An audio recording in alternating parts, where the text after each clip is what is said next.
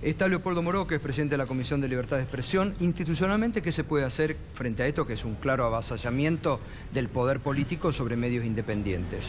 Bueno, yo voy a enfocar esto precisamente desde el ángulo de la libertad de expresión, no desde la causa judicial en sí misma. Bueno, en primer lugar, ya hemos presentado un proyecto la semana pasada, creo que el viernes 11, de repudio a la detención de los dueños del grupo Indalo. ¿Por qué? Porque es evidente que se trata de una persecución política enmascarada en una decisión judicial. Persecución política que tiene como objetivo limitar la pluralidad de voces. Y el límite a la pluralidad de voces implica un ataque directo a la libertad de expresión. No hay libertad de expresión con hegemonía de voces. Hay libertad de expresión en la medida en que hay pluralidad de voces. Obvio. Además, esto es violatorio incluso de normas internacionales y de normas regionales. La Convención Americana de Derechos Humanos, en el artículo 3, inciso 3, establece claramente que una de las limitaciones a la libertad de expresión es precisamente la injerencia de los poderes ejecutivos en causas judiciales que están dirigidas contra medios de comunicación o propietarios de medios de comunicación. Vale hacer una aclaración. Nosotros lo que planteamos es: de ninguna manera nos entrometemos en el procedimiento judicial, esto es una cuestión de otra naturaleza. Nosotros decimos que lo que no puede ocurrir es que esté limitada la libertad ambulatoria de los propietarios de los medios de comunicación, porque apunta claramente a una actitud de censura o de persecución. Entre otras cosas, nos tomamos de un antecedente que me sugiero que sea analizado incluso desde el punto de vista judicial. ¿Ustedes recuerdan cuando fue detenida la señora Ernestina Herrera de Noble? Exacto. 17 de diciembre del año 2002. Fue detenida por el juez San Isidro Markevich, por el juez Markevich. Que después fue echado. Exactamente. Bien.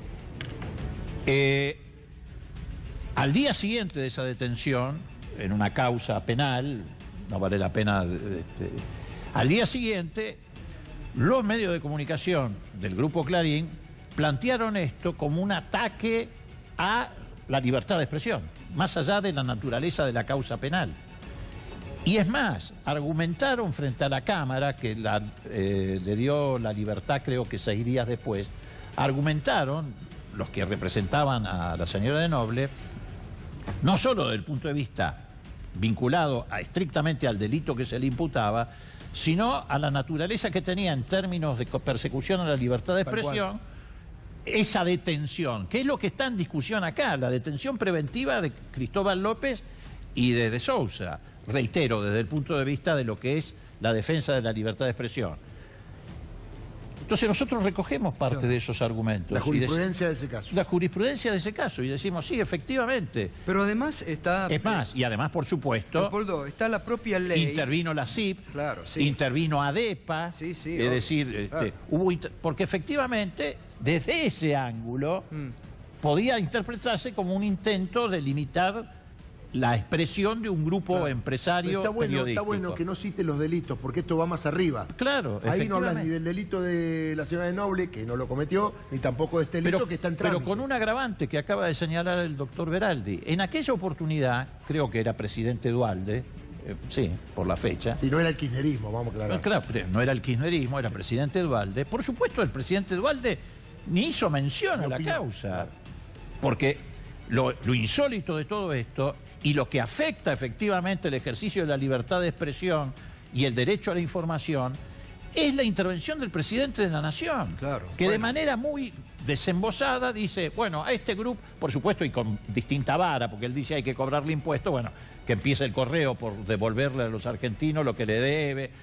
Todos sabemos lo que el grupo Macri le debe a la sociedad argentina en materia fiscal. Pero además te voy a dar otro dato. Pero además, Leopoldo, este no es el único con una medio... ley, pero hay que ir con una ley que hizo Mauricio Macri siendo jefe de gobierno porteño. Pero además te voy a decir, ¿no? Este no es el único medio que está en esas dificultades. Sí es el de mayor tamaño. Pero el Estado no interviene en otras circunstancias. Por ejemplo, Radio El Mundo, que está acá al lado... Radio El Mundo no le paga al personal, no paga cargas sociales, no paga IVA, no cumple con ninguna obligación de carácter fiscal, ninguna. El ENACON no se mete con Radio El Mundo. Nadie se mete con Radio El Mundo. Entonces digo, es los evidente... colegas de Radio del Plata que están pasando por una situación que le han rebajado 50% yo te podría hacer una larga en Radio América nadie se metió y desapareció. Radio América desapareció, etcétera. Pero digo, es evidente, más allá del tamaño de cada uno de estos grupos, que acá hay una actitud de persecución. Sí. Por eso hemos presentado este proyecto en la Cámara de Diputados y lo queremos tratar el día 24 de mayo.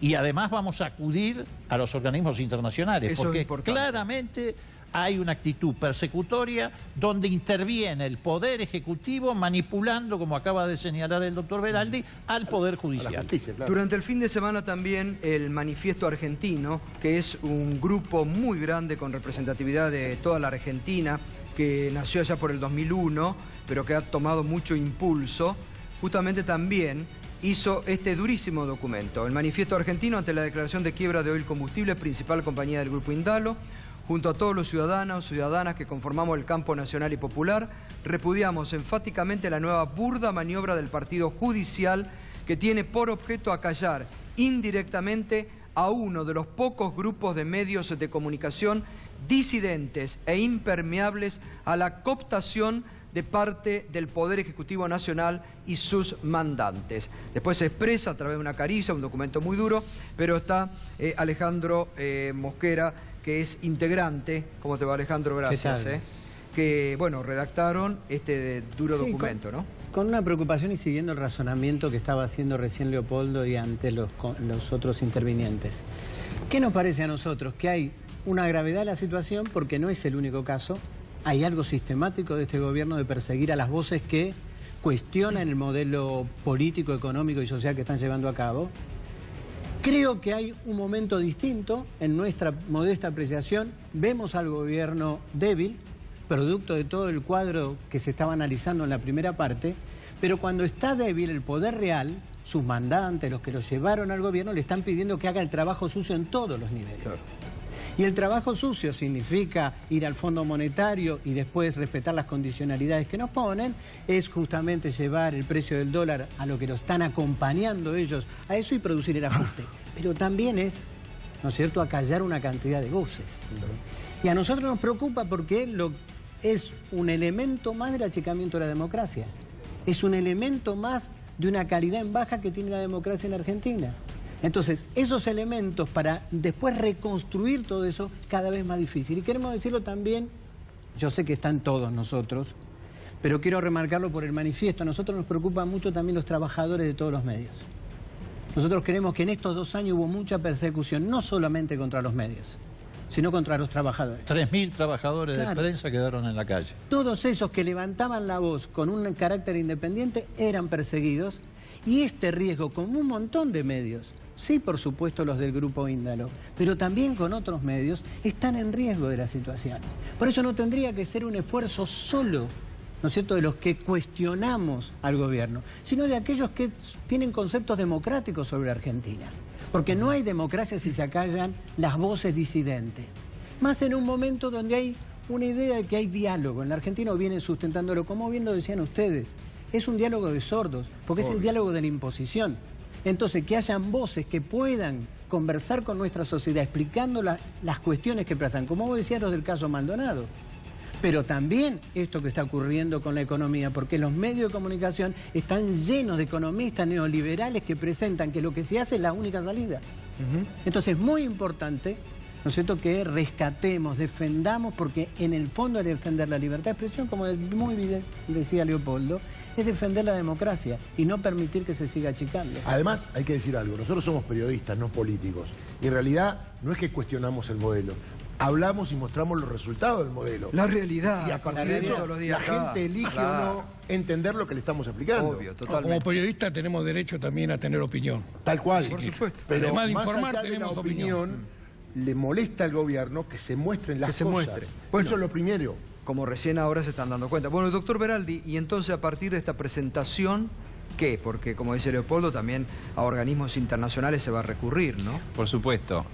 Yo quiero aclarar también que justamente lo que planteaba acá el diputado Moró es lo que planteamos en nuestro escrito. Es decir, acá hay una situación de gravedad institucional. No es solamente una cuestión referida a mis defendidos, sino que estamos tutelando la libertad de expresión. Obvio. Entonces, va a haber un recurso extraordinario que esperamos que se abra oportunamente. Hacemos una recusación de estos jueces y ofrecemos una serie de elementos de prueba muy contundentes. Doctor, perdón, ¿por qué lo recusa? ¿Por qué Mire, causal? hay una estándar jurisprudencial que es de temor objetivo de parcialidad.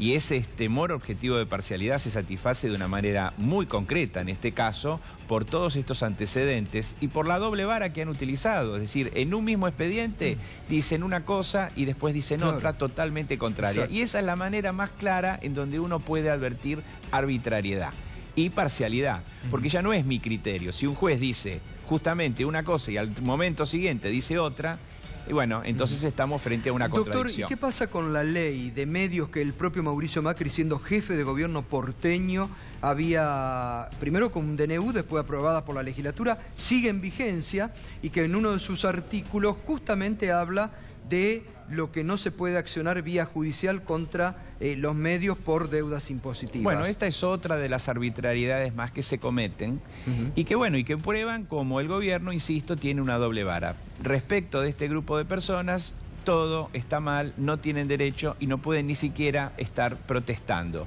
Por eso también vamos a plantear mañana ante la primera instancia que la interposición de este recurso extraordinario determina el cese de la prisión preventiva. Y eso es lo que también vamos a reclamar. Bueno, gracias, doctor Beraldi. Obviamente vamos a seguir ocupándonos porque es un tema realmente escandaloso y no solamente por la forma en que han puesto presos los dueños de este grupo, sino porque el gobierno, así como ha avanzado, avanza contra la justicia y avanza contra otros. Mostrábamos recién la denuncia insólita al CEPI por haber recurrido a la justicia, ¿no? Avanza también contra medios de oposición críticos a los que no quiere ver. Gracias, Leopoldo, como siempre. Agrega a eso la tapadera de hoy de Ercolini, que de manual pero sacó el procesamiento de Cristina Kirchner. Con poca repercusión. Bueno, pero claro, la gente parece que se equivocó, era para mañana, por el tema de las LEVAC. No, pero era para mañana, para la tapa del miércoles. Ojo con el tema de las LEVAC. No esperemos para mañana noticias. Mañana se producen las compras, ventas, etcétera. Las noticias sobre la repercusión que va a tener este tema de las LEVAC recién van a ser a partir del miércoles. Claro. En realidad, en vez de martes negro, hay que hablar del miércoles negro. Bien, gracias, Alejandro. Un gusto, gracias, doctor Beraldi.